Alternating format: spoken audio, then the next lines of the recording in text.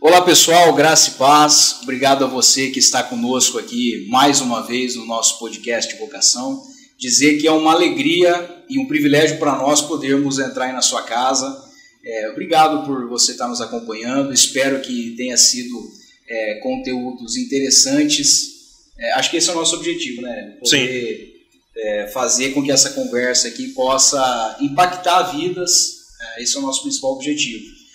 E nós queremos também fazer um agradecimento especial para o Secate Estofado. Conhece o Secate Estofado? Conhece, né? Você já sentou num sofá reformado pelo Secate Estofado? Meu pai já 2 vezes. Aprova? Aprova. Então. Secate Estofados, você que está precisando de reforma em sofá, fazer o sofá sob medida, essa é a tua oportunidade, tá? Então eu vou deixar o contato dele, DDD 18 981 34 86 49. Repetindo, 981 34 86 49. Cabeceira de cama, reforma de sofá, reforma de poltrona, reforma de cadeira, o que você tiver. Banco de moto. Banco de moto, já reformou o meu banco de moto, não ficou um serviço, pareceu até que eu comprei um banco novo. Então, entre em contato com ele, tá? Eu tenho certeza que o William vai te atender e te atender da melhor forma possível. Bom, hoje nós estamos aqui com o Diego Nunes. Diego Silva Nunes, obrigado, tá, Diego, pela tua presença. Obrigado pelo convite. Prazer conhecê-lo. Você tem 40 anos. 40 anos. Tá, e você faz atualmente o que, Diego? Hoje profissionalmente? Eu trabalho como autônomo, entregador. Você faz entrega de que alimento? Na linha Foods. Linha de alimentos mesmo. Pizzaria, hamburgueria, açaiteria, sorveteria, confeitaria, tudo que aria. Você entrega insumos, matéria-prima? Também, mais é matéria-prima do que produtos finais, né? Entendi. Legal. E quantos anos já você está nessa profissão?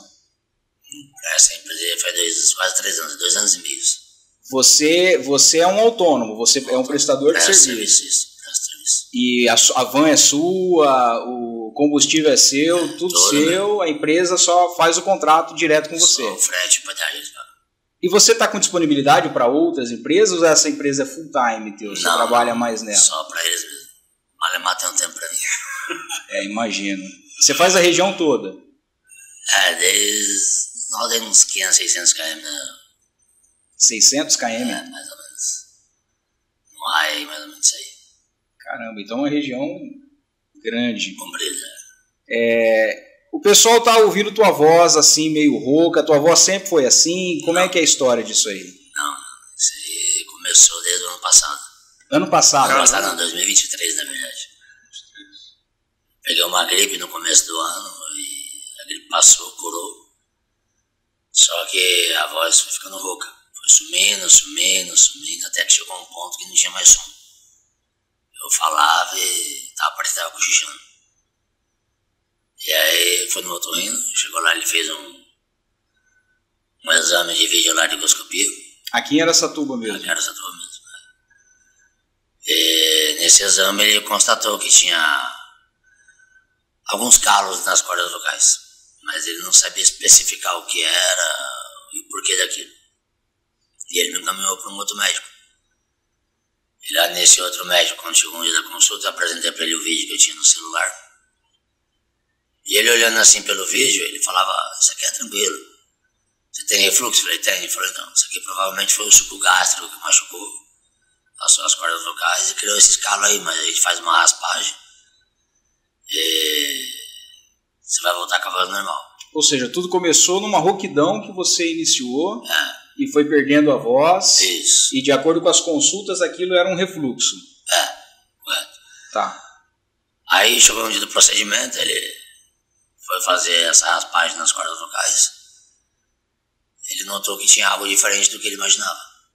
E aí, em vez de ele fazer a raspagem, ele coletou, fez material para mandar para a patologia, né? Fez uma biópsia. E aí o resultado saiu. Estava até trabalhando fora da cidade. A secretária dele me ligou. Falou, o doutor te espera tal dia, tal horário no COB, para conversar com você sobre o resultado do exame que ele fez. No COB? E eu fiquei com aquilo na cabeça, o que é COB? COB. COB é o Comitê Olímpico Brasileiro, não é? Tem o COB e tem o COI. É o COI. Mas o que é o COB? É, cobre mesmo. Aí eu fiquei curioso, fui pesquisar no Google. Uhum. Aí tava lá, Centro de Oncologia Bucal. Aí caiu minha ficha. Você, na curiosidade, foi pesquisar e descobriu isso. Como é que foi esse momento, cara? Cara, na hora que eu descobri, eu confesso que o mundo girou. Eu tava dentro da minha van, sozinho. E na hora a ficha caiu, pô, tô com câncer novamente. Mas aí eu respirei fundo e já falei com Deus ali na hora. Falei, bora lá, Deus, seja o que Deus quiser, eu vou encarar. Já encarei uma vez, não vai ser agora que eu vou baixar a cabeça, vou encarar de novo. Você já tinha tido a experiência de um câncer? Já, há 20 anos atrás. Aí liguei pra minha esposa na hora, falei pra ela, expliquei pra ela a situação, falei, vamos encarar. Vamos lá no dia da consulta, vamos ver o que vai ser. Eu só ficava assim apreensivo pelo fato de eu estar com essa roupidão já há muito tempo. Eu ter descoberto que eu estava com câncer, eu falei, pô, será que você esparrama? Né? Será que... Seu medo era metástase. A demora de ir atrás, né? O perigo disso aí, né? Eu fiquei com isso na cabeça, mas... Já fazia muito tempo que você estava sentindo os primeiros sintomas? Já tinha uns 8 meses mais ou menos, né? 8 meses mais ou menos. E aí... Chegou um dia da consulta, eu apreensivo ali pra perguntar pra ele que tipo de grau que era esse tumor, qual o perigo dele, né? Aí foi onde ele me falou que não tinha problema nenhum.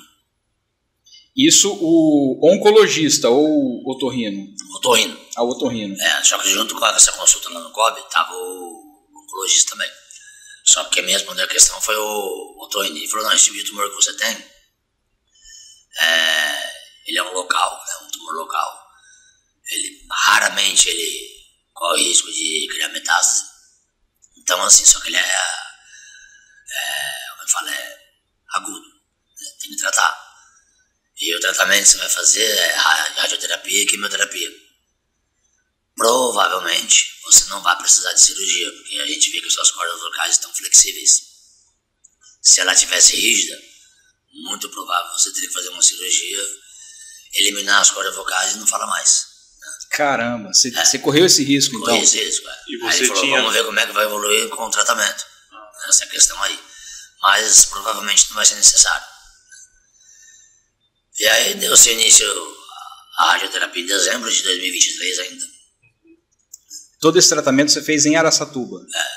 Lá no Centro de Oncologia, né? Lá no CTO. Aqui eu fazia uma vez por semana e estava aguardando vaga para a rádio. Porque a rádio era, desde quando começasse, ia ser 35 sessões ininterruptas, né? Sem parar. E quando foi em fevereiro de 2024, surgiu a vaga, né? Comecei a fazer a rádio. E quando o médico ali, o doutor, conversou comigo a respeito do tratamento, ele falou, a quimio não é tão forte. A quimio já vai fazer uma média assim que vai auxiliar na radioterapia. Mas a rádio, ela vai judiar de você. Ela é local, né? Vai estar na sua garganta. Só que vai machucar muito por dentro. Então vai ficar difícil de você engolir uma água, vai ficar difícil de você se alimentar. Vai chegar uma hora que provavelmente vai ser necessário você usar sonda. Tem gente que às vezes suporta e consegue ficar, né, sem introduzir a sonda. Mas aí vai de cada um, né? Vai de cada organismo, como que vai reagir, né? A isso daí. Eu comecei realmente a radioterapia, quando eu comecei a fazer a rádio, a quimio não me deixava mal. Mas a rádio ela começou a judiar. Logo depois ali da quinta, sexta sessão já começava a sentir alguma coisa. Aí da 10ª sessão pra frente, muita dor pra engolir. Na 10ª sessão? Você fazia uma por semana? Na rádio, a rádio era todos os dias. Todos os dias? A rádio era. Ou seja, nós estamos falando do 10º dia após o início da primeira rádio. Começou a ficar mais intensa a dor, né, pra se alimentar, pra tomar uma água, qualquer líquido, qualquer tipo de alimento. Aí até eu cheguei a comentar com a Sandra, falei, não, faz aí uma polenta pra ver se consigo comer melhor e tal. E eu comia, sabe, mas coisa de 10, 15 minutos, sei lá, pra comer, eu levava meia hora, 40 minutos, às vezes até uma hora pra ingerir a comida. Mas por que, Diego? Doía? Você sentia demais, dor na garganta? Muita dor forte demais. Até que chegou a um certo ponto, estava ficando muito ruim para se alimentar. Ela fazia gelatina para ver se aliviava o gelo, mas mesmo assim era muito ruim mesmo. E você se comunicava nesse período? Você conseguia falar ou você também sentia dor para falar? Não, falava normal, só que a voz não saía, o som não saía. Não tinha som ainda a voz. Ou seja, você ficou incomunicável então? Só quem estava muito próximo para poder entender. E mesmo tentando falar também doía, ou não? Era só na questão de engolir? Não, é só na questão de engolir. Para falar não sentia dor nenhuma. Só a questão de engolir que sentia aquela dor intensa. E aí chegou um momento que não teve jeito, né? De comer pouco, fui ficando fraco, debilitado. Tive que colocar a sonda. Aí colocou a sonda, fiquei 3 meses com ela. Nesses 3 meses aí perdi 18 quilos. Você chegou a quantos quilos? Você teve essa média? De quantos quilos você chegou a pesar no auge do seu emagrecimento? 82, batia sempre 82, 83. Só que você é alto também, né? Você é alto. Em 86 de altura. Eu não então tava você assim, tava no peso ideal, né, pra minha altura. Hoje, aí quando eu cheguei a pesar na época, eu tava 18 kg, eu tava com 65, 66. Ah, então o auge do seu emagrecimento foi 66 65, 66 quilos. Caramba. Perdi peso pra caramba. E nesse meio tempo, assim, até antes de colocar a sonda, eu tava trabalhando ainda. Fazendo entrega do tal, levava a Sandra comigo, né, pra poder me auxiliar. Desde janeiro ela começou a ir comigo, falei, vamos comigo aí pra você aprender. Porque eu não sei como é que é o tratamento disso aí, né? Não sei se eu consegui aguentar fazer o serviço ou não. Seria importante você aprender. E ela topou, ela foi, e quando chegou ali em março, eu parei de trabalhar. Primeira semana de março. Dia 4, dia 5, minha última viagem. E aí, daí pra frente, ela tocou o barco. Tua esposa sozinha fez o trabalho que você... teu pai também ajudou. Meu pai ficou com dó e acabou indo junto com ela pra não deixar ela sozinha. Entendi. Meu pai fazia companhia lá com ela. Mas quem fazia todo o trabalho mesmo, o processo era ela. Porque, infelizmente, cheguei a ficar acho que a última vez que a gente foi junto, eu lembro que eu desci da van pra poder auxiliar ela a fazer a entrega da mercadoria. Eu só desci da van, desci vomitando, sem ter nada no estômago, mas devido à reação do tratamento, né, dos medicamentos ser forte. Acabei deitando ali no furgão da van mesmo, ela acabou pegando, levar uns produtos sozinha, dirigia mal. Totalmente fraco mesmo, pra poder dar continuidade na sequência da vida. Aí eu falei, não, vou ter que parar, não tem jeito. Aí eu parei, aí meu pai, pra não deixar ele sozinho, né, porque é um trabalho meio árduo, sai cedo e chega à noite. E deve ser um trabalho muito desgastante fisicamente também, né? Você ter que descer as coisas da van, levar até o estabelecimento. Pra quem tá sem o costume, sim, né? Pra quem tá sem o costume, sim. Judia um pouco. Pra mim que tava acostumado, não. Tava no batente ali já no dia a dia. Tava já no costume no dia a dia. Pra mim o que eu falo mais me cansa a gente não é o trabalho, esse é o sol. Né? O sol que cansa mais. O trabalho até que é gostoso e tal. Pra mim não importa. Mas aí chegou um certo tempo que não dava mais pra continuar. Aí fiquei de março, aí começo de março até na segunda quinzena de julho afastado. Tirei a sonda, coloquei a sonda mais ou menos ali na segunda, terceira semana de março ainda. E tirei ela 3 meses após. Aí comecei a me alimentar devagar ainda, né? Que ainda doía ainda muito inchado ainda o tratamento e tal. As cordas vocais, então eu limitava para poder engolir, engasgava muito, até com água me engasgava. E aí até que foi dilatando, fui comendo, fui começando a ganhar um pouco mais de força. Aí não 100%, claro. Até hoje ainda não estou 100%, eu conheço isso aí. Mas a Sandra me acompanhou um pouco até mais ou menos setembro, né? Ela foi comigo. Aí de setembro para frente eu voltei a fazer minhas atividades sozinho. Mas foi um processo aí que... E Diego, como é que foi a questão da vida com Deus nesse período, cara? Porque você já tinha passado por um câncer, a gente vai falar um pouquinho desse teu passado, mas recentemente você já se encontra enfrentando novamente um câncer, novamente um processo. Você é um homem que, pelo que eu conheço, sempre serviu a Deus. Como é que foi esse momento para você, cara? Bom, foi como eu disse na minha igreja, no jogo eu dei o testemunho. Eu sempre fui um cara que não desiste das coisas. E E quem me deu essa força, acredito eu que seja Deus. E a partir daquele momento que eu falei que estava dentro, sozinho da minha van, que eu recebi a notícia, que eu já falei com ele, a todo momento eu sempre falava com Deus. Falava, Deus, eu estou aqui, seja lá qual for o processo que eu tiver que passar, eu vou passar. Eu não sei como é que vai ser o início, o meio e o fim desse tratamento. Não sei se é a minha hora ou não. Se for minha hora, amém. Se não for, amém. Mas eu vou lutar contra. Então, sempre conversando com Deus, falando com Deus. Deus, eu não vou desistir, Deus me dá força. Porque na época que eu passei pelo primeiro processo, eu era solteiro. Não tinha construído uma família. Hoje, casado, uma esposa, um lar, um filho para sustentar. Então eu sei o quanto que é difícil, né? Então eu pensava muito nessa questão. Deus, me leva agora, porque é difícil ainda. O Pedro tem só 8 anos, a Sandra é uma mulher nova, não sei o que vai ser, me dá força para continuar, para lutar, para estar perto da minha família, que amo. Então eu acho assim que, juntando essa força, né, esse amor da família, esse amor que eu tenho por Deus, né, e essa minha fé que eu tenho em Deus, acho que me ajudou a superar cada dia mais e mais. Né. Não é fácil, né, não adianta falar assim, foi fácil, não. Tem momentos que você se pega assim, pensando no lado negativo, mas você tem que estar firme com Deus. Tem um questionamento também. Deve ter um momento de questionamento. Por que essas coisas acontecem? No seu caso, se eu falar pra você que eu me questionei assim, eu questionava Deus, porque eu vou estar mentindo pra você. Né? Porque assim, eu não me vejo melhor do que ninguém. Né? Nós estamos aqui vivendo nesse mundo, nós estamos arriscando tudo. Eu sairei 2 vezes do câncer, mas eu posso sair pela porta ali, tropeçar, bater a cabeça e morrer. Isso é normal, coisas da vida. Então esse questionamento eu nunca fiz para Deus. Por que eu, ou por que essa doença, ou por que passar por esse processo? Toda nossa vida tem um começo, meio e fim e tem um aprendizado. Você tem que carregar disso como uma experiência.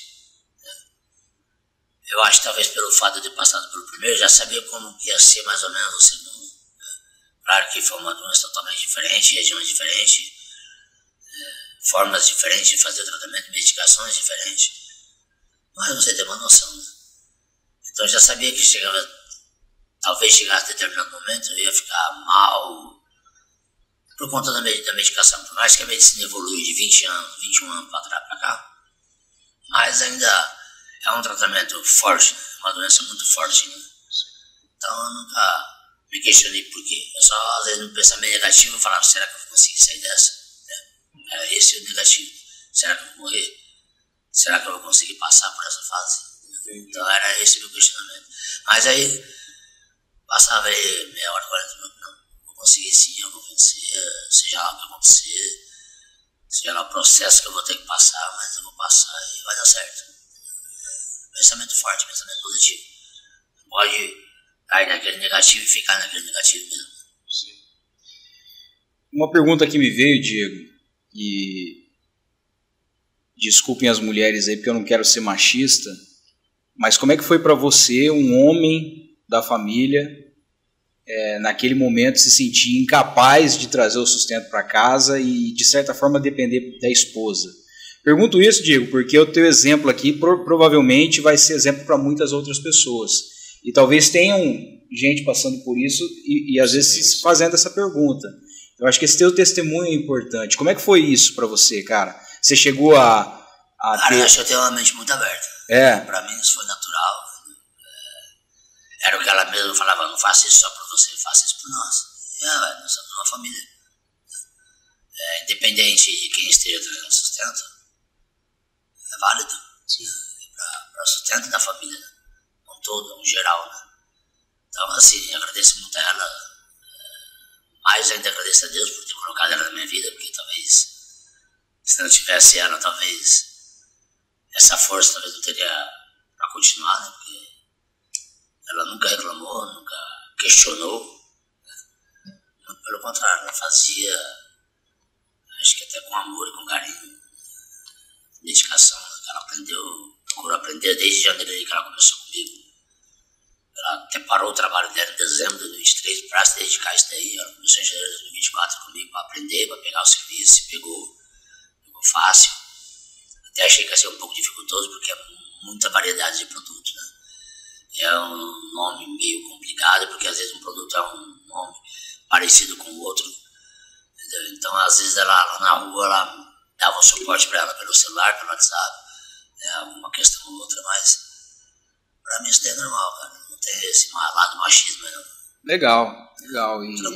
Mas é legal a gente ver também o seu reconhecimento, né, da importância de nós construirmos a vida com pessoas certas, né? Não, com certeza. A família, ela foi um ponto fundamental para você enxergar Foi. com tranquilidade, com certa tranquilidade. Com certeza. E deu conta do recado, graças a Deus, deu conta do recado. Não tem que reclamar, não. Todo mundo ainda pergunta, volta nos clientes, e a sua esposa, como é que tá bem e tal? Manda um abraço para ela, manda lembrança e tal. Todo mundo gostava do jeito dela, do tratamento dela com o cliente. Então, é excepcional. É Deus, né? Então você vê assim, é detalhes, né? Deus coloca pessoas na nossa vida, entendeu? Que vai nos ajudar, vai nos auxiliar. Desde ali do médico, do primeiro médico, aí depois pro segundo médico, que ele achou que viria alguma coisa no ar, mas na hora ele já viu, na hora de fazer o procedimento já viu que era algo diferente, então Deus vai colocando, né? São detalhes que Deus vai trabalhando, que a gente, se parar para observar, tudo é conforme a vontade de Deus. Né? Não adianta a gente querer levar a nossa força no nosso peito. Então ela, comigo, talvez se eu tivesse casado com outra pessoa, não desmerecendo qualquer outra mulher, né? Mas talvez tem pessoas que não encarariam. É valorizando, não desmerecendo outras, mas é valorizando a sua, né?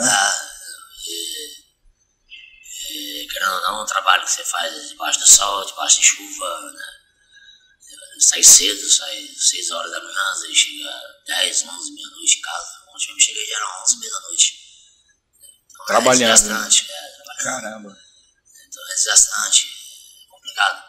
Mas ela fez com excelência. Quando eu voltei a trabalhar, ainda me acompanhou ainda há algum tempo, voltar o ritmo, pra não ficar sozinho e tal. Depois, quando eu peguei o ritmo, assim, eu falei pra ela, não, pode ficar em casa, tá descansada.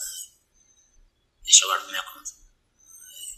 Por aí. Diego, e assim, você hoje está completamente remido dos 2 câncer. Graças a Deus. Do primeiro câncer, como que foi a história? O primeiro câncer foi assim, foi em 2004. Você tinha quantos anos? Tinha 19 anos na época. Tava no auge da juventude. De querer fazer alguma coisa, de querer ser alguém na vida. Eu sentia muita dor na parte posterior da coxa direita, próximo ao joelho. E ali eu comentando com a minha mãe, ela falou assim, vamos marcar um médico e vai ver o que é isso, né? Eu falei pra ela, não, deve ser cansaço, estava trabalhando no mercado, né? E final de ano, correria de mercado é intensa, né? E a caloria começou assim, começo de 2004. Eu falei pra ela, não, deve ser cansaço, tá? Em abril eu vou sair de férias, vou relaxar, vou descansar um pouco, vai ser vai melhorar. Eu era um moleque assim muito ativo, né? Trabalhava, jogava bola praticamente quase todo dia. Então eu falava pra ela, deve ser um cansaço. Mas aí, conforme foi passando assim, os meses, a dor foi aumentando. Eu sentava, encostava a perna numa cadeira ou no sofá, doía. A moto que eu tinha era de partida, eu ia dar partida nela, no pedal doía. Começou a incomodar, né? Era uma dor muscular? Como é que você sentia? Uma dor meio aguda assim no músculo, eu sentia. Tá. E aí passou-se mais algum período, nasceu um caroço, né? na parte lateral assim, lá de dentro da coxa. Eu mostrei pra minha mãe deu uma assustada, ela falou, não, vou marcar com consulta médica, você vai no médico, sim, o que é isso daí, né? E eu entrava às 7 e saía 1 do meu trabalho. Eu sempre chegava em casa, tomava um banho, almoçava e dormia no período da tarde. Tirava um descanso. E aí chegou um belo dia, ela falou assim, ó, toma banho, almoça, né, dá um descanso e 3h30 você tem médico. Aí eu falei, a senhora marcou médico? Não, marquei, você vai no médico ver o que é isso daí. Aí fui. Você estava morando em Araçatuba nessa época? Araçatuba, desde 99, né, tinha mudado pra cá. Você é da onde? São Paulo. São Paulo, tá? Em janeiro de 99, nós mudamos pra cá. E aí eu fui nessa consulta, o doutor lá fez um raio-x.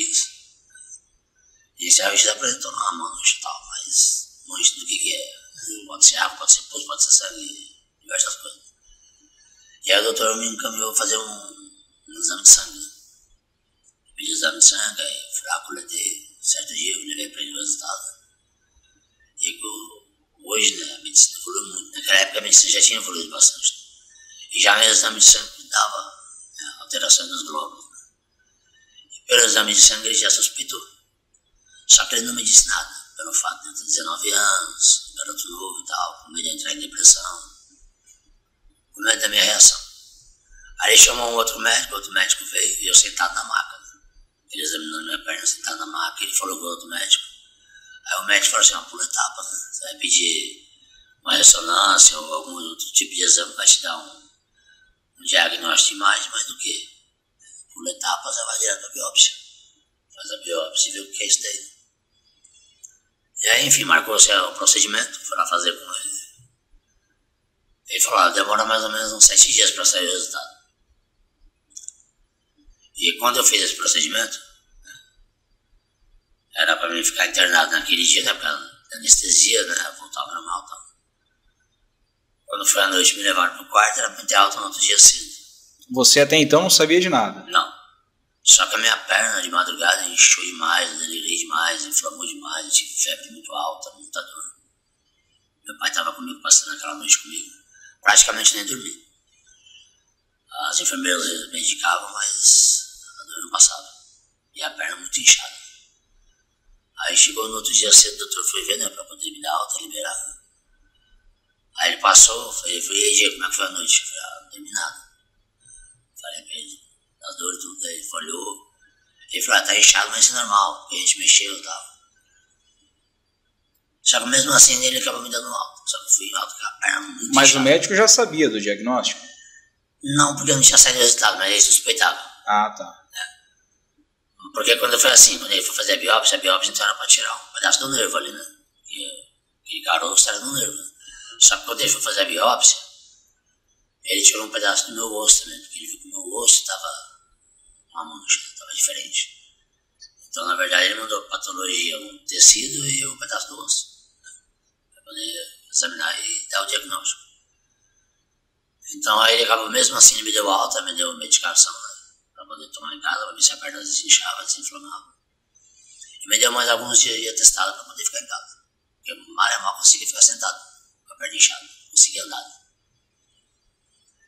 E aí eu fui pra casa e falou, demora mais ou menos uma semana. Aí passou 2, 3 dias, o telefone toca. O telefone em casa tocou, eu tava sozinho em casa e meus pais tinham saído. Eu atendi, era o médico, o doutor. Ô Diego, tudo bom? Tudo. O resultado da sua biópsia saiu e veio direto pro meu consultório. E eu queria ver se seu pai pode vir aqui comigo. Pode trazer você aqui comigo pra gente conversar. Só que eu tô aqui na Santa Casa, tá? Eu tô fazendo plantão aqui, então vem direto pra Santa Casa, vocês conversam aqui comigo. Só que eu tô aqui só até meio-dia. E eu tinha mania de levantar só, escovar os dentes, lavar o rosto, não trocar de roupa nem nada. E na época eu tinha cabelo ainda. E não penteava o cabelo também nem nada. Tava lá assistindo. Por isso que caiu então, não penteava o cabelo, não cuidava. Aí meus pais chegaram, já era assim, tipo 20 para meio-dia, 15 para meio-dia. E eu escutei o barulho do portão abrindo, meu pai guardar o carro na garagem, já fui meio que mancando, pulando. Falei, não pai, não guarda o carro porque tem que ir lá na Santa Casa e o médico tá lá e pediu pra entrar até meio-dia. Né, que ele vai passar o resultado da biópsia. Aí meu pai falou assim, então fica aí que eu vou lá. Eu falei, não, pera aí que eu vou junto. Não, você vai demorar pra se arrumar tudo e tal. Eu, que hora que é? Eu vou sozinho. Aí meu pai foi. Foi sozinho? Meu pai foi sozinho. Você ficou em casa? É. Só que meu pai demorou umas 4, 5 horas pra voltar. Aí chegou em casa, hoje assim, falando, dando esse testemunho, eu percebo por que ele chegou com o lixado, vermelho e tal, mas na época nem passava pela cabeça. Mas assim, desculpa interromper, mas esse período, você tinha 19 anos, você não era besta? Não, mas não passava pela cabeça. Não passava pela cabeça? Nada, não passava nada. Então você estava tranquilo até então? Tranquilo. Meu pai chegou, aí ele já chegou com um par de muleta. Aí falou, o médico falou que você vai ter que usar isso daqui até você fazer o tratamento. Até você fazer o tratamento, não é pra você colocar a perna no chão, tá? Colocar força na sua perna. Porque ainda não sabe como é que tá lá dentro, ele falou que seu problema é no osso. Talvez seu osso esteja fraco, você usando ela pode quebrar. Se quebrar fica pior. Então por isso que ele recomendou a muleta. Falei, tá, mas o que é a doença que eu tenho? inflamação no osso que você tem. Você vai ter que fazer tratamento, mas não aqui em São Paulo. Teu pai já sabia o que era? Já sabia. O médico abriu as cartas para ele mesmo. Só que aí o médico pediu para não me contar. O médico falou assim, não conta para ele, por causa da idade, ele é muito novo, ele pode entrar em depressão. Deixa que os médicos de São Paulo vão preparar ele. E lá em São Paulo o pessoal dá notícia para ele. E aí, na época que o médico que eu passava, ele tinha sócio ali do Hospital Santana, o Dr. Maza. E o Dr. Maza tinha um filho dele que fazia estágio na Santa Casa, lá em São Paulo. E aí foi onde Deus agiu. O Dr. Vieira pegou esses exames, passou para o filho do Dr. Maza para ele agendar uma consulta lá em São Paulo, para ele poder ir para lá. Quem te atendeu foi o filho do médico que estava te atendendo aqui em Araçatuba. Filho do sócio dele. Ah, do sócio dele. Se fosse para mim, assim, com meu pai ou com minha mãe para lá, ele demorava 6, 8 meses para abrir uma consulta. Mas aí, pelo fato do médico, o filho do médico está fazendo estágio lá, ele conseguiu me agendar com 20 dias. Aí eu fui para lá. Então, assim, a gente vê Deus agindo já desde essa forma. Aí cheguei lá no ambulatório, na sala de espera. A gente não se conhecia sem nada, nem nada. A gente se falou só por celular e falou, fica na sala de espera que eu vou chamar pelo nome. E aí deu umas 7h30 da manhã, ele me chamou. Aí entrei com ele lá pra dentro, desse ambulatório. Aí falou, o professor meu quer que você faça um novo raio-x, pra ele olhar um raio-x decente. Eu falei, tá bom. Aí nós paramos assim de pé, assim, no corredor, e ficamos ali do lado da porta do raio-x, né? Esperando o paciente que estava lá dentro sair para depois eu entrar. E nesse intervalo tava eu, meu pai e a irmã do meu pai que mora em São Paulo. Aí eu perguntei, doutor, como é que chama essa doença que eu tenho? Aí ele, osteosarcoma. Falei, mas isso tem cura? Ele falou, tem. Pra isso que você tá aqui.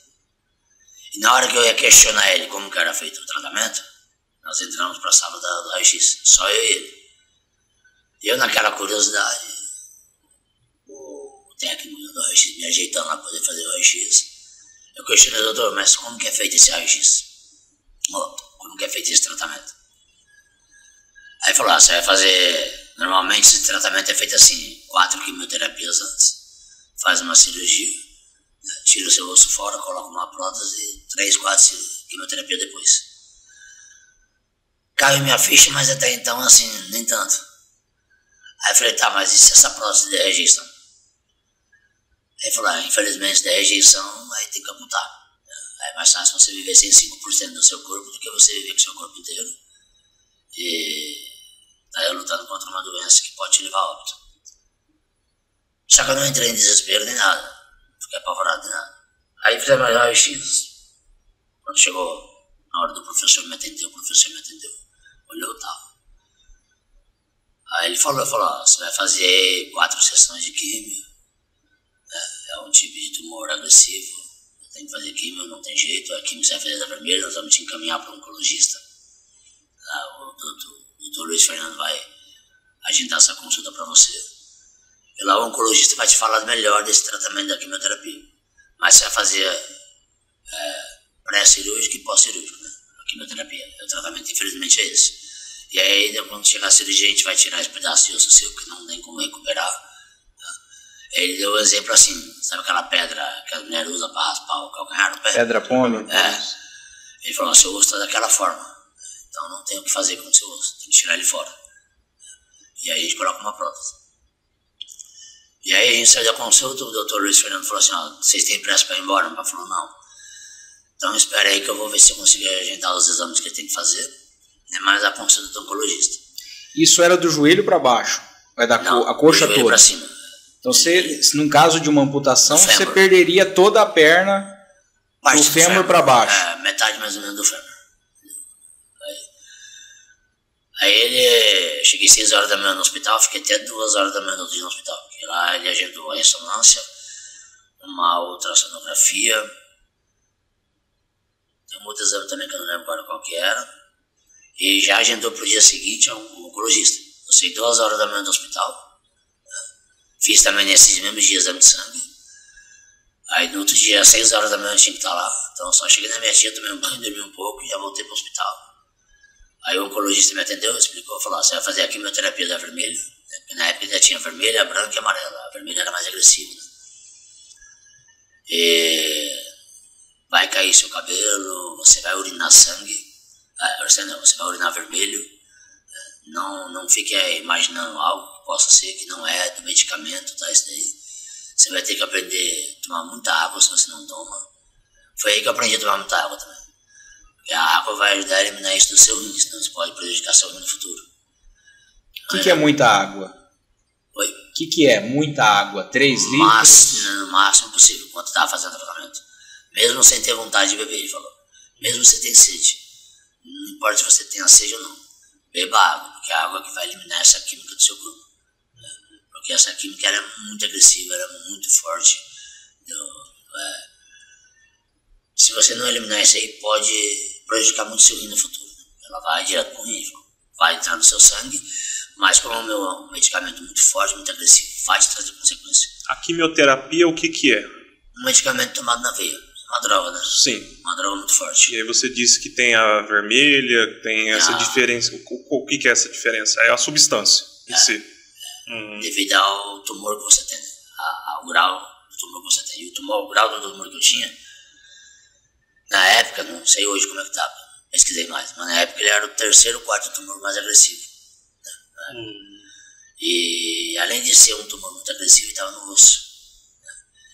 E esse tumor do osso, quando você tem uma lesão assim no osso, ele é muito mais fácil de se esparramar por causa das correntes sanguíneas do que quando está no nervo. Então você correu o risco de uma metástase. Sim. Então tinha que ser um medicamento muito forte, né? Tinha que ser um medicamento muito agressivo. E ele falou, vai cair seu cabelo, não se esponja, não se assusta. Né? É normal isso aí, é natural do tratamento. Sim. Falei, ok. E até então, tranquilo, vamos fazer o tratamento, vamos fazer. Comecei a fazer a quimio uma semana depois. Eu fiz ali a quimio, ele falou que ia passar muito mal, que ia vomitar. Né? Que tudo que eu ia comer, se bebesse, não ia parar no estômago, né? Que era a reação forte do remédio. Só que eu fiz ali a quimio, era coisa de 2 horas e meia, 3 horas, e fui embora pra casa da minha tia. A primeira quimio? A primeira sessão. E eu indo embora tranquilo, normal, sem reação nenhuma e tal. E meu tio dirigindo ali na Radial Leste. E teve uma hora, cara, do nada, veio. Começou a passar mal, começou a dar um calor muito intenso. Passar muito mal mesmo, aí começou a dar ânsia de vômito. Falei pra ele, para o carro, senão eu vou vomitar. Aí ele parou o carro, ele parou o carro, foi quando eu abri a porta, nem tempo de descer do carro, eu coloquei a cabeça pra fora, aí joguei pra fora. Eu não tinha vomitado, só líquido mesmo saindo. Aí de lá pra cá foi assim. Aí à noite não consegui jantar, meu pai comprou até miojo pra ver se eu conseguia comer, não conseguia comer. Engolia 2, 3 garfadas ali, mas voltava, não parava. Dava uma dor muito intensa assim no estômago, sabe? Enfim, dormi, tive um sono tão profundo naquela noite, parecia que eu tinha desmaiado, cara. Amanheci no outro dia, cheio de cabelo já na frente do travesseiro. Aí eu tinha uma tia minha lá em São Paulo, que é cabeleireira, eu falei, meu pai, não, vamos rapar, porque isso aqui vai ficar caindo, é alimentação, uma coisa assim, vamos rapei. Fui fazendo tratamento. E assim, eu ficava às vezes uma semana desse jeito mal, e depois os outros dias melhores. Né? Essa quimio, por ela ser muito forte, né, muito agressiva, eu fazia ela a cada 21 dias. E só que antes de fazer ela, sempre um dia estava marcado para amanhã, um exemplo. Estava marcado para amanhã, então hoje eu tinha que coletar sangue, para ver como é que estavam meus glóbulos vermelhos. E se desse uma anemia, não podia fazer a quimioterapia, porque se eu fizesse, eu corria o risco de morrer. Caramba. Então eu tinha que fazer o exame de sangue sempre antes. E você ficava 21 dias entre uma e outra? Você passava mal nos primeiros dias? Uma semana, 3, 4 dias, uma semana no regularizava, você voltava a se alimentar? Voltava, mas não com aquela alimentação normal. O que me ajudava muito, cara, até curioso, era azeitona e morango. Olha só. Era uma coisa que eu conseguia comer, às vezes segurar um pouco no estômago. Azeitona e morango. E eu conheço gente que tira azeitona do prato ainda. Eu tiro. Era o que me ajudava a parar alguma coisa no estômago. Só que assim, né, você vai fazendo tratamento muito agressivo, então entre uma ou outra dava um intervalo por causa da anemia, porque dava anemia, né, normal, natural do processo. E E os médicos querendo falar assim, ó, depois da quarta sessão você vai fazer cirurgia, depois da quarta sessão você vai fazer cirurgia. Tal. E detalhe, né? Quando eu comecei a fazer a química, o médico falou assim, e a química é que vai determinar também como é que vai ser feita a sua cirurgia.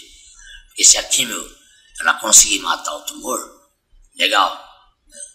Tá surtindo efeito. Então o procedimento é esse, tira o seu osso fora e coloca a prótese. Mas se a química estiver alimentando o tumor, aí, infelizmente é amputação direta. Corria esse risco, então? Corria esse risco. Não tem o que fazer. Não adianta nem a gente querer fazer alguma outra coisa, porque corre o risco de criar metástase. Mas como que ela alimentaria o tumor? No sentido da ação dela gerar uma reação do tumor de proteção e deixar ele mais forte? É nesse sentido? Ela alimentar o tumor, né? Ela não matar ele, né? Uhum. Ela fazer com que ele ficasse fortalecido. Entendi. Então, ou seja, ao invés dela agredir o tumor, ela estava fortalecendo ele. Mais forte, sim. Entendeu? Então ele falou, se acontecer isso, não tem jeito, nós vamos ter que amputar sua perna. E aí, cara, foi fazendo o tratamento. Graças a Deus, ele continuou a terceira sessão de químio. Já tinha reduzido bem o tumor, né? Aquele inchaço que tinha na perna, aquele caroço, né? Tinha reduzido já. Praticamente estava assim, quase não aparecia mais, estava quase zero. E aí os médicos falaram, interessante, legal, tá matando, né?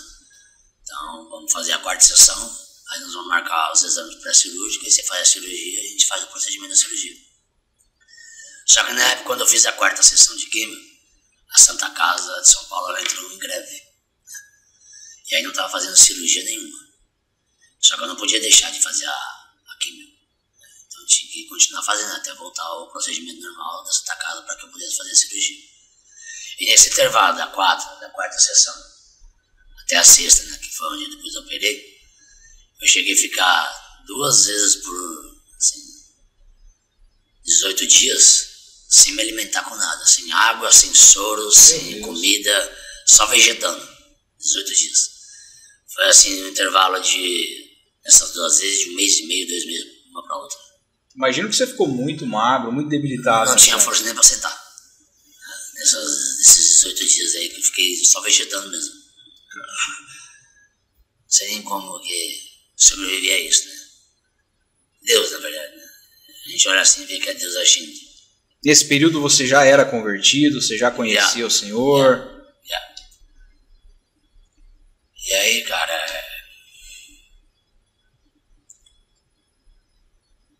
essas 2 vezes assim, passei, meu pai me levava para tomar soro, não tinha veia, porque a química que entrava na veia deixava bem pedrado. Né?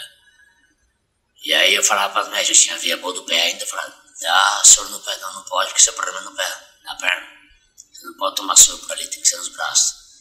E nos braços eu não podia, aí elas queriam dar no pescoço, que não vai furar, porque é muito sensível, eu falei, não vai furar. Mas você vai morrer, Diego, se você não tomar. Então eu vou morrer, mas eu não vou tomar soro por aí. Meus pais desesperados e tal. E passei essas 2 vezes, esses 18 dias vegetando, praticamente vegetando mesmo. E Diego, nesse período a tua cabeça estava funcionando? Funcionava, mas assim... Como foi, cara, pra você? O tumor, o fato de eu saber que eu tinha um tumor muito agressivo não me deixava preocupado. Mas a quimioterapia mexeu muito com o meu psicológico. Por conta da indisposição que você tinha depois dela. Eu estava muito mal, eu chegava na porta, assim, na sala de espera, eu falava pro meu pai, com a minha mãe, que estava me acompanhando ali. Falava, vamos voltar, não quero fazer o tratamento. Vamos voltar, eu quero ir embora, deixa isso pra lá. Entendeu? Era uma coisa psicológica ficou muito abalado. Não sei se... Aqui talvez não tenha cor, mas ela era uma cor assim meio laranjada. E que na época eu usava muito aquele detergente IP laranjado. Meu pai comprava também um sabonete, acho que é marca Vinol, eu não sei qual. Quase fluorescente. Isso, um laranjado meio fluorescente. E o sabonete igual, também da cor igual. Aquele ali mexeu tanto no meu psicológico que eu via aquela cor, eu já ficava passando mal. Caramba. Passava mal, começava a passar mal. Não tinha nada que parasse no meu estômago. Só pra você ver como é que ficou abalado no psicológico. Mas você fez todas elas, ou você chegou efetivamente alguma vez falar, não, eu não vou fazer e voltar para casa? Não. Todas as vezes você tinha que fazer. Era 2 horas e meia, 3 horas ali fazendo, sentado lá naquele sofá-cama, né? E se pulasse uma, teria... Só pulasse quando eu pegava anemia, né? Quando eu pegava anemia que pulava, né? Sim. Mas assim, intervalo de uma semana, né? Entendi. Não era longo período, né? Até me restabelecer um pouco. Então, tomava muito suco de beterraba, né? Couve, fígado, muito medicamento, muita alimentação forte, né? Quando eu estava conseguindo comer, para poder tentar levantar esses glóbulos vermelhos, né? Poder dar seguimento no processo. Porque não podia ficar um intervalo muito longo sem fazer, entendeu? Entendi. Tinha que fazer, não tinha escapatória. Era esse processo que tinha que fazer, não tinha outra solução. E aí, enfim, cara, passou na sexta sessão, a Santa Casa tinha voltado da greve, aí marcou os exames pré-cirúrgicos. Só que nesse meio tempo, assim, de fazer a sexta sessão e fazendo os exames pré-cirúrgicos, o médico viu que o tumor tinha reduzido muito. E aí os médicos falaram assim, ó, a gente está estudando uma possibilidade de você não usar prótese. Mas seu osso vai sair fora, não tem jeito, a gente tem que tirar esse pedaço de osso fora. Mas a gente está estudando a possibilidade de fazer enxerto ósseo. Você é alto, sua perna é grande, então isso possibilita a gente estar fazendo isso daí. A gente vai tirar o osso seu mesmo. Se pegar do banco de osso é coisa de 30%. E para você melhor. E aí você vai usar só uma placa, né, para segurar esse enxerto. 30% o quê? Do banco de osso. 30% de chance de rejeição. De aceite, né? 70%. Não. Os 30% seria assim: 70% meu e 30% do banco de osso. Seria o tamanho da parte. Formar ali o osso ali, o enxerto. E aí eles estudando isso daí, falaram assim, provavelmente isso vai dar certo, provavelmente é isso que nós vamos fazer. E aí você não vai usar a prótese. Eu falei, tá, mais o risco de rejeição. Ele falou, 1%. Então era um procedimento relativamente seguro. Isso, caiu drasticamente aí. Só que é assim, você tem que usar uma placa. E essa placa é que vai segurar, e essa placa ela vem da Rússia. Ela não é fabricada no Brasil. Como a Santa Casa voltou agora de greve, então vamos ver se a gente consegue trazer ela logo pra cá. E sem essa placa não tem condições. E essa placa, você tem ela até hoje? Tenho ela até hoje na perna. E aí, enfim, né, deu certo, graças a Deus, essa placa veio, marcou-se a cirurgia. 29 de novembro eu operei, 2004. Foi feito o enxerto ósseo, né, graças a Deus. E fiquei 1 ano e meio sem colocar a perna no chão, que era para esse osso, sem refazer. Nem dirigir eu podia.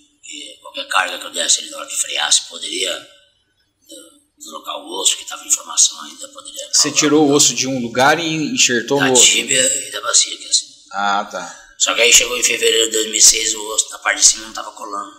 Né? E aí o médico falou assim, tem que fazer uma segunda cirurgia, acabar de completar isso daí para acabar de enxertar, né? Para acabar de formar o seu osso. E aí tirou desse lado aqui acima, foi coisa rápida também, ficou de uma semana, já estava voltando a andar, né? Andando com o apoio da muleta, é claro. E nesse 1 ano e meio a sua perna ficou praticamente sem musculatura. Não, perdi. Até hoje eu tenho ela bem diferente da outra. E é mais fraca até hoje. Não igualou? Não. E para igualar eu tinha que fazer academia, mas por falta de tempo essas coisas não tinha que fazer. E aí quando eu fiz a primeira cirurgia ali, fiquei 15 dias internado. E quando eu tive alta, 1 semana depois voltei pro médico. Aí tava lá o laudo cirúrgico. Aí tava assim em cima de uma maca, sentado ali, né? Porque eu não podia ficar muito tempo em pé para não forçar a perna. Tal. O doutor falou, senta aqui, Diego, na maca. E tava ali o laudo, só que eu nem tinha visto o laudo. E aí nesse meio tempo assim, ele deixou eu e minha mãe ali sozinho. Eu sozinho ali. Minha mãe não tinha entrado comigo. E ele foi falar com o professor. Aí eu fiquei sentado ali sozinho na maca. Eu, curiosão, fui pegar aquele papel para ler, né? E tava lá o laudo cirúrgico. Aí eu comecei a ler. E 25 ou 30 centímetros do osso, eu tinha 29 tumores. 29? E Deus colocou a mão ali e não deixou nenhum desses 29 se esparramar. Entendeu? Foi aí que eu vi mais uma vez Deus. Não foi médico, não foi quimioterapia, não foi oncologista, não foi Diego, não foi ninguém. Foi Deus. E colocou a mão nesses 29 tumores, secou e não deixou eles se esparramar. Porque os médicos falavam assim para meus pais: se esparramar e chegar no pulmão, fica muito difícil a reversão. O tumor ele é muito agressivo, ele tem que fazer o tratamento, ele não pode parar com o tratamento. Talvez ele vai querer desistir, mas não deixe. É muito difícil esse tratamento. Realmente, tinha momentos que eu queria parar mesmo, eu queria desistir. Eu vejo assim, foi um milagre de Deus. Você vê que você tinha 29 tumores, cara. E nenhum deles, nos vasos sanguíneos, se esparramar, não tem explicação. É Deus. É milagre de Deus. Ele secou ali aquele tumor e falou: daqui você não sai. E Diego, você vai passar pelo processo. Passei, quando eu vi aquilo dali, eu chorei ali na hora, sozinho ali sentado na maca. Mas agora um choro de agradecimento, né? Igual que agora, né? Choro de agradecimento, porque é milagre, cara, é milagre, não tem explicação, é milagre de Deus. Não tem outra coisa que você consiga explicar isso daí. Você sabia que você tinha 29 tumores. Os médicos falavam que o risco é muito grande de esparramar. Por isso que eu tinha que começar o tratamento logo. E você vê que nenhum deles se esparramou. Milagre. Glória a Deus por isso, Diego. Glória a Deus por isso. E aí, passou-se o processo todo, graças a Deus, com 3 anos e 8 meses usando muleta. Os médicos me liberou. Pode abandonar. Com 3 anos e 10 meses voltei a trabalhar. E estou aí até hoje, né? Graças a Deus. Me deixou sequelas. Quais? Minha perna direita, que é onde eu tive o tumor, ficou um pouquinho menor. Hoje você manca, então. Por isso que eu ando um pouco diferente, mas milímetro, mas faz diferença. Meu ouvido, desde a hora que eu acordo até a hora que eu deito, ele fica zunindo o dia inteiro. Você ouve um barulho no ouvido. Às vezes eu consigo ouvir você falar, mas eu não consigo entender o que você fala. Por quê? Porque a quimioterapia, desde a primeira sessão, quando eu fiz, já começou esse barulho. Ela atingiu no nervo agudo do ouvido. Então é o que faz você entender o que as pessoas falam. Não tira o som, né? Sim. Escutar eu escuto, mas às vezes não entendo. Eu tenho essa dificuldade para entender o que as pessoas falam às vezes. Quem está em um ambiente fechado fica mais fácil. Mas se estiver meio aglomerado, fica um pouco mais difícil. Entendeu? Mas eu encaro isso com naturalidade, cara. Isso não me desanima, com sinceridade. Nunca me deixou cabisbaixo por isso. Entendeu? E depois de todo esse processo que você passou da químio, você teve que continuar fazendo algum tipo de acompanhamento? Como é que foi essa vida depois desse tumor? Tem que fazer acompanhamento. Você continua fazendo isso até hoje? É recomendável. Eu tava indo, quando eu passei todo esse processo aí, eu tava indo depois 1 vez por mês, depois 3 vezes por mês, aí depois passou a 6 meses, cada 6 meses. Indo pro médico, você quer dizer? Fazendo rastreios exames de rastreio, né? Ok. Só pra ver se tava tudo ok. Aí depois passou de ano em ano, aí depois passou para 2 anos. Só que, como eu tive agora recentemente esse tumor nas cordas vocais, então voltou para 1 ano. Eu tive lá agora no ano passado, falei para eles desse tratamento que eu fiz. Aí eles falaram: como você teve novamente, então vou voltar para de 1 ano em ano, né, a consulta. Mas caso você sentir alguma coisa antes, você volta aqui antes desse período.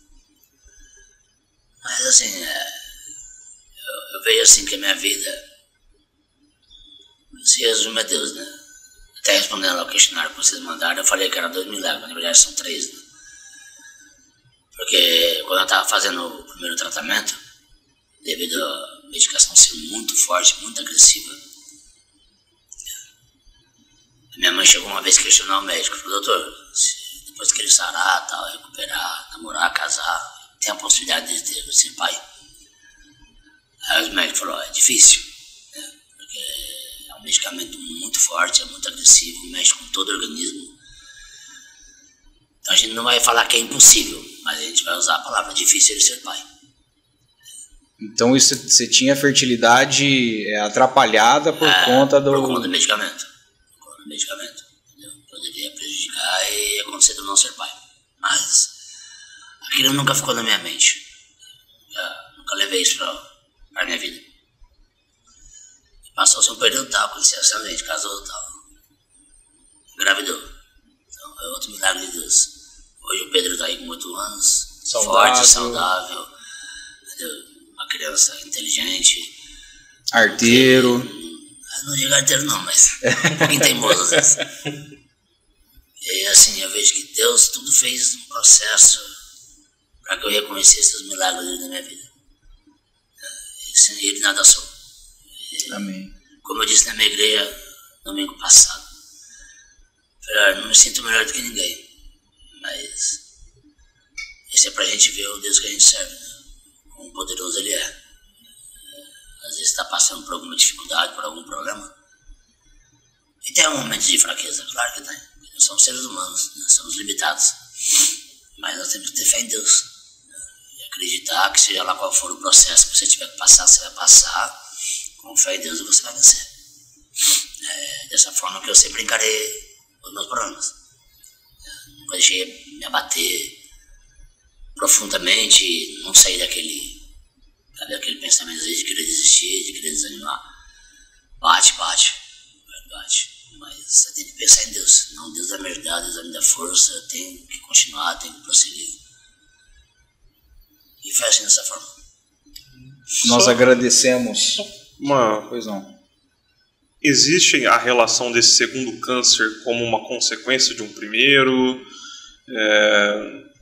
Você tem uma predisposição genética por ter esses dois? Porque uma pessoa ter 2 tipos de câncer num período distante de tempo, em lugares diferentes, tem alguma relação? Como que é? Quando eu tive o primeiro, eu questionei na época uma estagiária. Uhum. Eu estava me atendendo, eu falei, doutora, câncer é genético? Porque do lado da minha família teve, do meu pai, da minha mãe. Eles tiveram câncer? Tanto o pai do meu pai quanto o pai da minha mãe. Ah, tá. E ela falou assim, não, câncer nenhum é hereditário. Todo mundo tem a célula cancerígena no corpo. Tem pessoas que têm facilidade para desenvolver e tem pessoas que não. Pelo fato de já ter histórico na família, isso pode contribuir. Entendeu? Pode ser que você casa, tenha filhos e seus filhos não têm, mas pode ser que os filhos dos seus filhos tenham, ou seja, seus netos. Então é uma coisa assim que não dá para dizer que é hereditário. E aí, respondendo assim a sua pergunta, um teve em 2004, o outro em 2023, né, para 24. Não tem relação nenhuma. Não tem relação nenhuma um com o outro. Mas, como eu tive há 20 anos atrás, como eu tive agora, então por isso que eles voltaram a consulta de ano em ano. Que nem eu questionei agora, quando eu tive o ano passado. Falei, doutor, isso tem alguma coisa a ver? Pode ser que no futuro eu venha ter de novo. Eu falei assim, não tem como a gente descobrir, não tem como fazer um tratamento. Pode ser que você viu, mas tem, sei lá quantos anos aí sem ter outra doença. Então a sua chance de ter um novo câncer é a mesma de qualquer pessoa. Exatamente. Não tem relação nenhuma. Ela respondeu, ela falou dessa forma. Falou, não viva com isso, porque a gente não sabe. Não viva pensando nisso. E pode ser que você nem tenha mais. Eu até minha esposa estava lá junto, ela ouviu o médico, ela falou, então nem põe isso nessa cabeça. Já não põe mesmo, realmente. Só questionei só por curiosidade mesmo, para saber. Mas ela falou, não tem relação nenhuma, viva a sua vida dia após dia e já. E nós agradecemos a Deus por tudo que Ele fez na tua vida, continua fazendo, na tua, na nossa. Mas acho que também a gente deixa um agradecimento especial para quem está nos acompanhando. Você é muito importante estar aqui, então se envolva com isso, é muito importante para nós. A gente solicita que você se inscreva no nosso canal, que você curta isso, de preferência que você compartilhe, talvez alguém que esteja passando, infelizmente, por uma situação parecida, porque nós temos aqui uma pessoa que pode dizer com a vida que é possível sim passar por um câncer. É possível permanecer, não sei se feliz é a palavra certa, Deus, mas... Entregar a vida a Deus e acreditar e confiar. Por mais difícil que seja o processo, por mais longo que seja o processo, entregar a sua vida nas mãos de Deus. Deixar Deus agir, confiar sempre. Então, faça isso, compartilhe isso. Isso é muito importante para nós, para o nosso canal, Provocação Podcast. é a maneira com que nós temos de fazer com que esse trabalho se expanda, né? Sim, sim. Que mais pessoas possam receber essas informações. E também é importante dizer que nós temos o nosso canal de WhatsApp. Você pode falar conosco, inclusive também é a chave Pix. Você que quer fazer uma doação, que quer fazer uma oferta, que quer contribuir com esse trabalho, nós temos custos aqui, nós temos despesas. Então, se você sentir no coração e puder nos ajudar, vou deixar o nosso telefone, provavelmente está sendo colocado aí na tela, mas é o DDD 18 997 37 90 63. DDD 18 997 37 9063. E fale conosco também, é o nosso canal de WhatsApp. Talvez você quer deixar uma mensagem para o Diego de dizer o quanto essa conversa foi importante para você. Fale conosco, compartilhe com a gente também o que você está sentindo. Isso nos incentiva, né, Hélio? Sim, continuar fazendo todo esse trabalho. E lembrar também de pedir para você deixar seu like, para você compartilhar essa conversa, os cortes que a gente vai fazer também de umas temáticas pontuais, porque com certeza tem gente que precisa ouvir essa mensagem, essa experiência de vida, esse testemunho de fé. Tem a pessoa que precisa, e você compartilhando, você se inscrevendo no canal, você curtindo o vídeo, já é de uma ajuda enorme, uma ajuda importante para a gente, para o algoritmo, para o YouTube entender que o nosso trabalho ele é relevante e ser entregue a cada vez mais pessoas. E assim, até para o Diego saber, o nosso intuito aqui é fazer com que você tenha bons conteúdos na internet. Sim. A gente sabe que a internet tem muita coisa boa, tem muita coisa ruim, e a gente quer criar aqui um conteúdo de qualidade. É um bate-papo saudável, um bate-papo que vai enriquecer. Não ache que aqui você vai sair com uma mensagem teológica profunda das Escrituras, uma análise do livro de Romanos. Não é esse o objetivo da nossa conversa. Nosso objetivo aqui é bater esse papo entre amigos de assuntos edificantes. Quer seja história de vida, quer seja vida profissional. A gente quer que essa conversa aqui alimente você de alguma forma. Claro, é um momento de você ter um lazer, um conteúdo saudável da internet. E também deixar o agradecimento ao Secate Estofados, né? Novamente, aí eu vou deixar o telefone para vocês, DDD 18 981 34 86 49. William Secate vai estar à disposição aí, você que quer reformar, fazer construir um sofá sob medida. Sabe aquele apartamento pequeno? Eu tenho um apartamento pequeno. As coisas lá no meu apartamento tem que ser tudo sob medida, senão não cabe nada. E o William foi lá, fez a medida, fez um sofá que encaixa perfeitamente na casa. Esse sofá é bom, cara. É ótimo aquele sofá. É bonito. É bonito, é bem feito. Eu gosto de um sofá quando você sente a espuma é confortável. Então, assim, é material de qualidade. É diferente você fazer um sofá sob medida. E você tem aí um excelente profissional, um irmão nosso, que pode fazer esse trabalho por você. Mas vamos voltar aqui na nossa conversa, Diego. Pelo que eu percebi, você é um cara que é difícil alguma coisa de atingir, né? Porque você passou por essas fases aparentemente bem. É isso? Foi como eu disse, né? Sou um cara que é difícil desistir. É difícil chegar assim no fundo do poço. Não sou aquele cara que, não vou lutar contra. Não, se o problema está aqui na minha frente, eu falo, eu vou te encarar. É dessa forma que eu sempre levei minha vida. Não consigo abaixar a cabeça, sei lá. Deve ser Deus, né? Deus que dá força, com certeza. E Diego, sozinho não consegue nada. Hoje você consegue olhar para trás e tirar algo positivo, algo que aconteceu? Como é que você enxerga hoje tudo isso que aconteceu com você?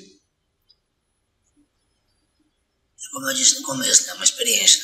Você vai sempre carregar a experiência dos detalhes. Eu consigo enxergar assim os detalhes de Deus, né? Como eu disse, ele coloca pessoas no nosso caminho para nos auxiliar. Né? Sozinho a gente não consegue nada. Não adianta você querer falar, sozinho eu vou conseguir. A gente sempre precisa de um apoio, sempre de alguém. Né? O primeiro processo foi um processo muito longo. Ficou quanto tempo, todo o período, do início ao final do processo? 3 anos e 10 meses, até voltar a trabalhar.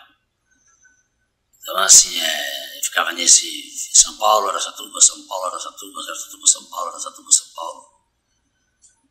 Então, às vezes era meu pai que ia comigo, me acompanhava, às vezes era minha mãe. Então, a família não ficava sempre unida por causa dessa locomoção que a gente tinha que ter.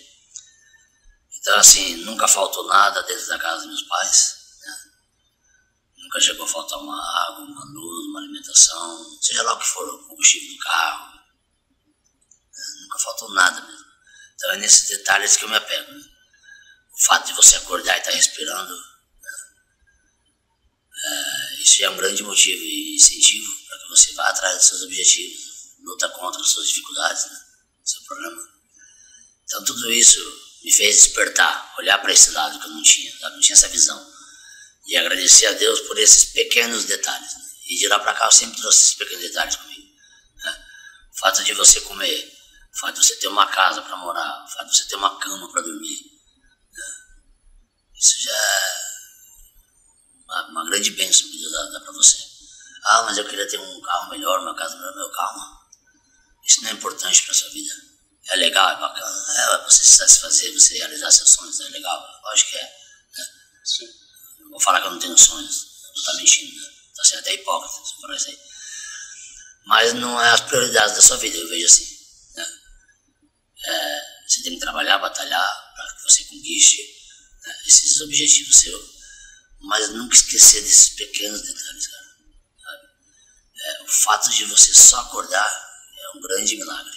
E quando de repente deitaram ontem e não conseguiram levantar hoje.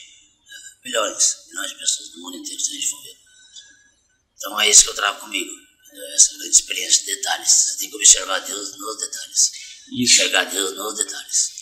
Isso é tão importante, né, cara? Porque a gente, nessa correria da vida, nesses compromissos que nós temos diariamente, a gente acaba esquecendo que o respirar é um milagre, né? E assim, Diego, você é evangélico, protestante. Você sempre foi evangélico? Como é que foi esse processo na tua vida? Quando você nasceu, aquele jargão evangélico, não. Você nasceu num berço evangélico ou não? Conheci Deus quando eu criança, mas era bobagem na nossa vida, de se afastar de Deus e depois retornar. Retornando, não me lembro quando, se eu falar quando eu vou estar mentindo, mas fiquei um período afastado, sim. E depois eu voltei de lá pra cá, mas desde quando você vai falar assim, dá uma enfraquecida da fé, mas você continua ainda, continua buscando, né? Já tem um bom tempo já que continuo na igreja sem desviar, sem parar, não é muito intuito mais, né? Pelo menos esse filme. Esse período que você ficou afastado foi de adulto já? Desculpa. Esse período que você ficou afastado foi depois de adulto? Na fase de adolescente para jovem. Entendi. Mas ali naquele momento do seu diagnóstico inicial, você já estava na igreja? Estava, mas não estava firme. Entendi. No primeiro processo, não. E você acha que de alguma forma isso te aproximou de Deus ou isso enfraqueceu o processo? Como é que foi? Como é que você enxerga isso? Sim, né? Com certeza. Não tem como você falar que não aproxima, né? Porque assim, o ser humano se não vai pelo amor, vai pela dor, né? Entendeu? Então às vezes você se aproxima mais, né? Porque você está vendo que está precisando. Entendeu? Então é isso que às vezes é a nossa falha. Só buscar Deus quando a gente precisa. E quando você não precisa, você busca Deus, né? Então é esse detalhe que a gente também tem que observar. E aqui em Araçatuba você está na igreja Batista Renovada. Lá na Prestes Maia. Lá na Prestes Maia, pastor William. Legal. Você disse aqui para nós que uma das suas maiores conquistas foi a sua família.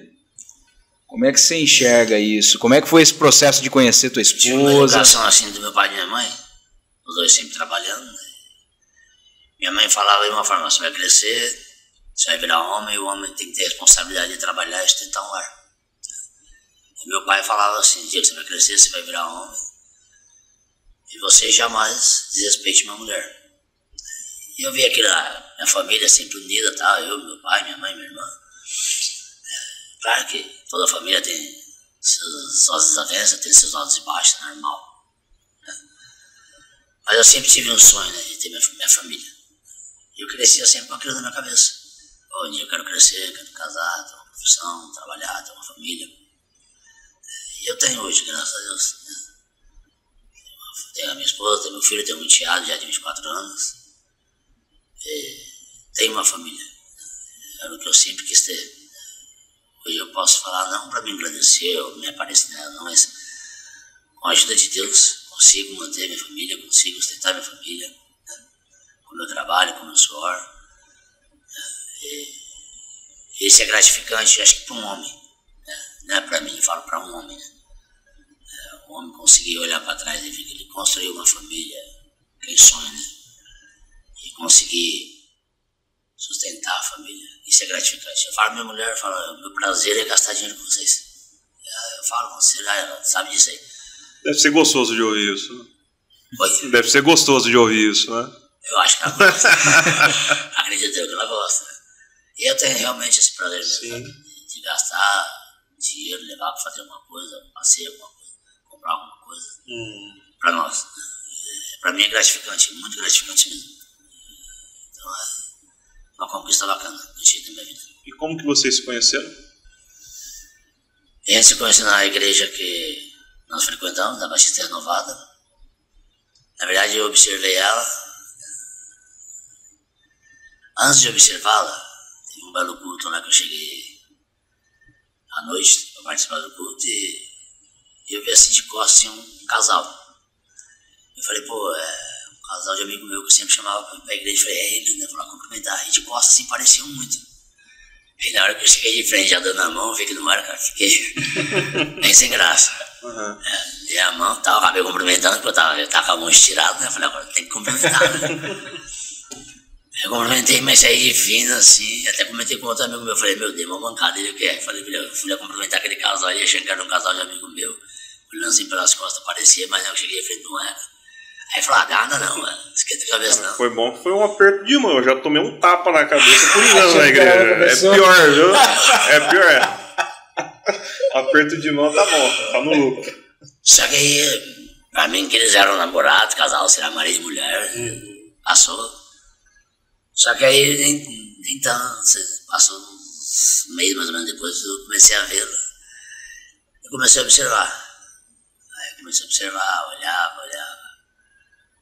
Aí um dia eu tava sozinha, um dia eu tava com algumas amigas, outro dia eu tava com um garoto, outro dia eu tava com um rapaz, outro dia eu tava com um rapaz e um garoto. Entendeu?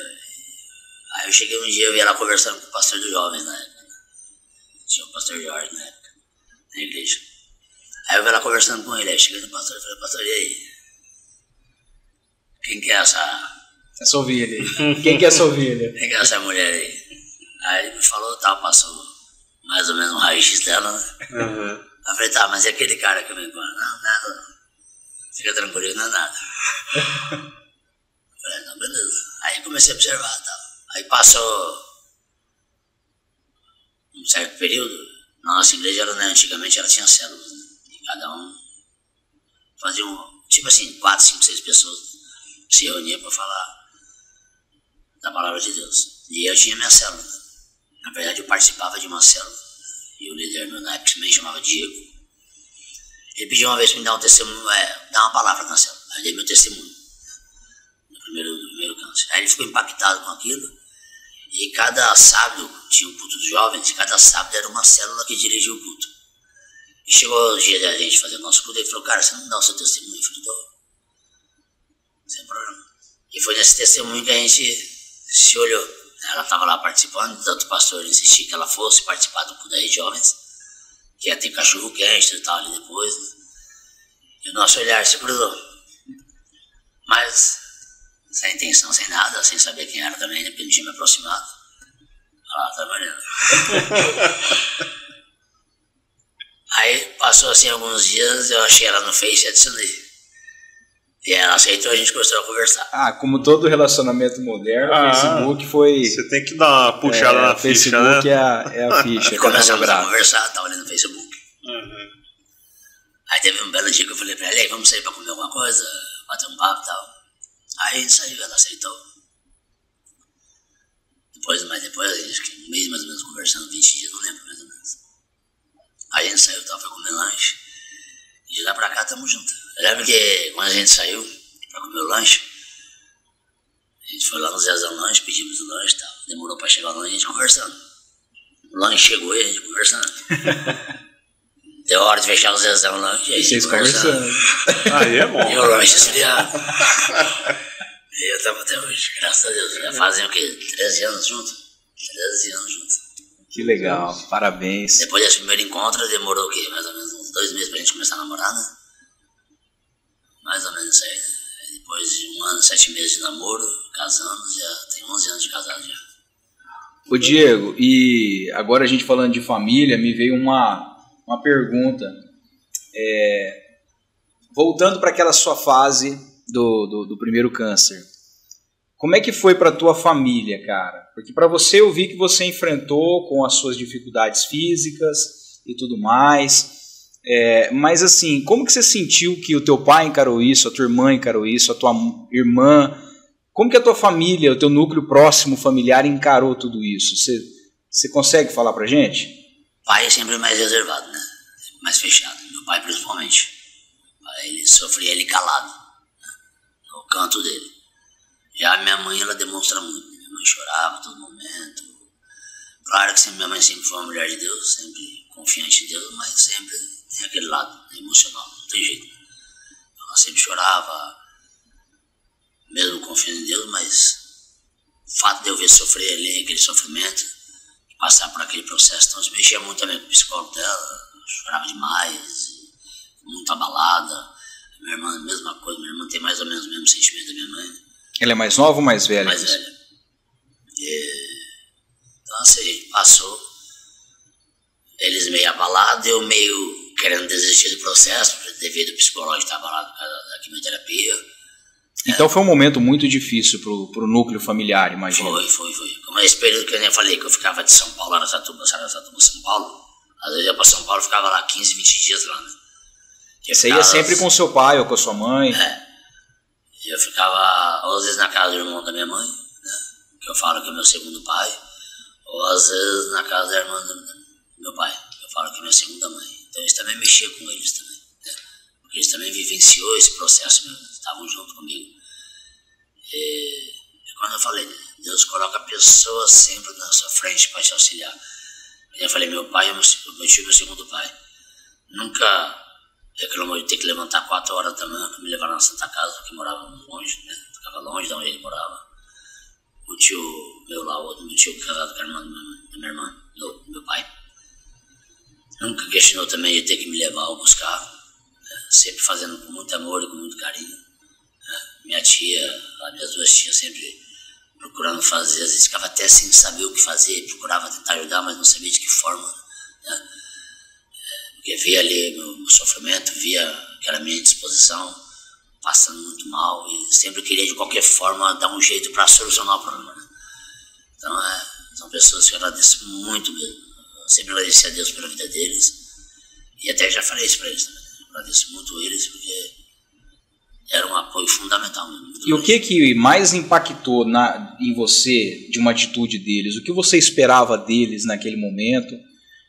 O que fazer, o que você falaria para quem está nos assistindo e às vezes tem um familiar passando por essa situação?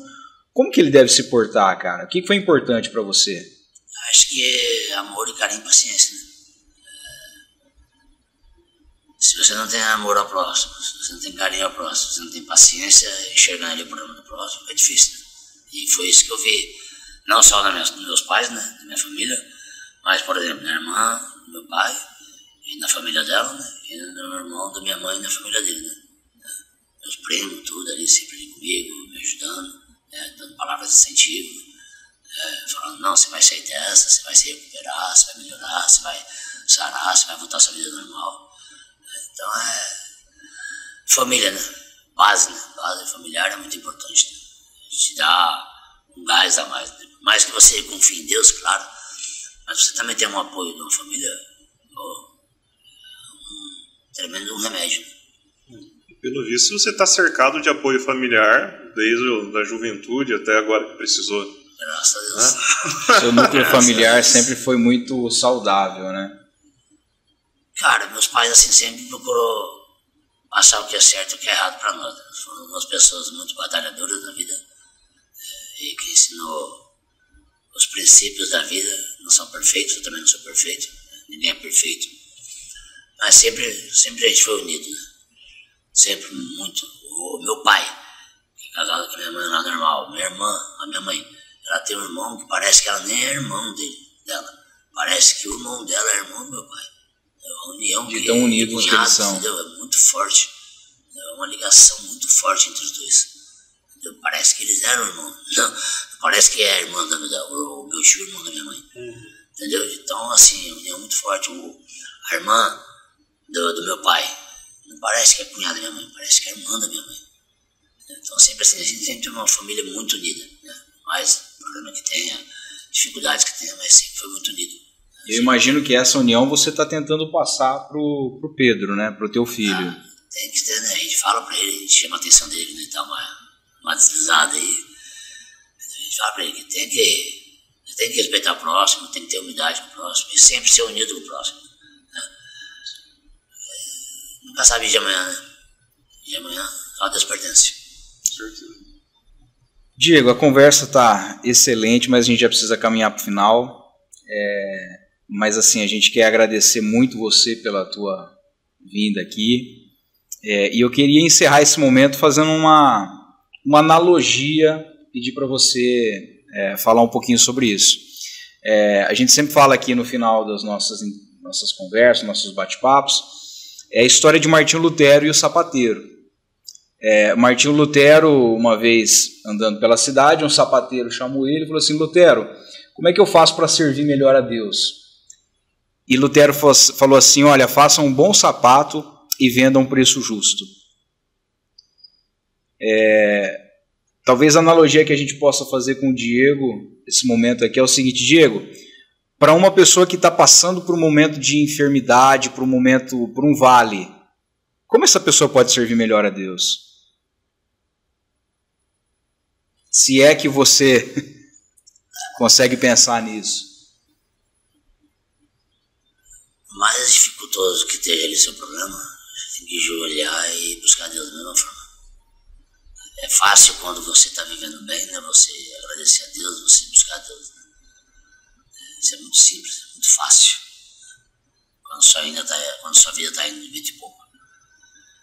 Aí, às vezes, no momento de dificuldade, às vezes você quer desistir, né? Quer desanimar, mas pelo contrário, é que você tem que buscar mais ainda.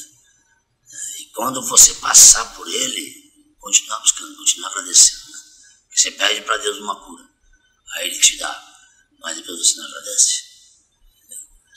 Eu acho assim que buscar a Deus, independente de qualquer forma, dobra o seu joelho, entendeu? E fala com Deus abertamente. Às vezes você tem vergonha de falar ao público, se tranca no seu quarto. Tranca no seu quarto, conversa ali isolado, só você e Deus. Se tiver que chorar, chora, desabafa. Conversa que a gente está tendo aqui agora.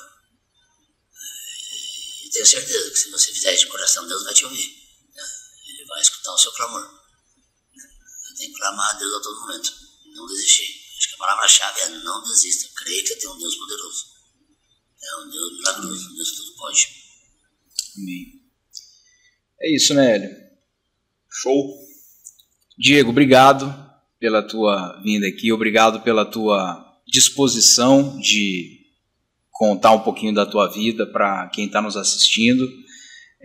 E louvamos a Deus por você. Acho que o nosso desejo aqui é saúde para você, sucesso na tua vida familiar e que na tua vida com Deus você possa cada vez mais mostrar que é possível enfrentar essas situações e que Deus continua sendo Deus mesmo em meio aos problemas. Então que Deus te capacite, que Deus continue fazendo isso. E também queremos agradecer você que nos acompanhou até aqui. É uma honra, como eu disse lá no início, saber que essa conversa aqui ela está fazendo sentido de alguma forma para você. Então não deixe, por favor, de entrar em contato conosco, não deixe de curtir esse vídeo, de compartilhá-lo. se inscrever no nosso canal, que isso também é importante, né? Com certeza. Ativar o sininho aí que você está vendo de notificação, porque é uma forma também de toda vez que nós lançarmos vídeos novos, o YouTube entregar isso para você. E nós temos outras redes sociais, nós estamos no Instagram, nós estamos no Facebook, nós estamos no Spotify, logo a gente vai estar lançando também no Spotify. Então, você tem uma série de oportunidades aí de nos acompanhar. Acompanhe-nos. Acho que isso é o que a gente pede para você. E mais uma vez, agradecer o William Secati, que está aí patrocinando esse trabalho nosso. Você também que está nos ouvindo e talvez queira patrocinar a gente, entre em contato conosco. Você pode entrar em contato conosco pelo Instagram, pelo nosso YouTube, pelo nosso Facebook e também pelo nosso WhatsApp, tá? Você pode entrar em contato conosco no DDD 18 997 37 90 63, 18 997 37 90 63. Você pode falar conosco, nós temos toda uma série de oportunidades aí de patrocínio, você é muito bem-vindo. Você que quer colaborar com esse trabalho, tem também aí o Pix para você nos ajudar, mas saber que essa conversa está incentivando vidas é o nosso maior pagamento, né? Com certeza. Se essa conversa mudar vidas, mudar famílias, fazer sentido para você, é isso que a gente quer. Então, compartilhe conosco essas bênçãos que o Senhor tem feito através desse canal aqui na sua vida. Tá bom? Obrigado. Deus abençoe. Obrigado, Hélio. Obrigado, Diego. E até a próxima, gente. Deus abençoe a todos.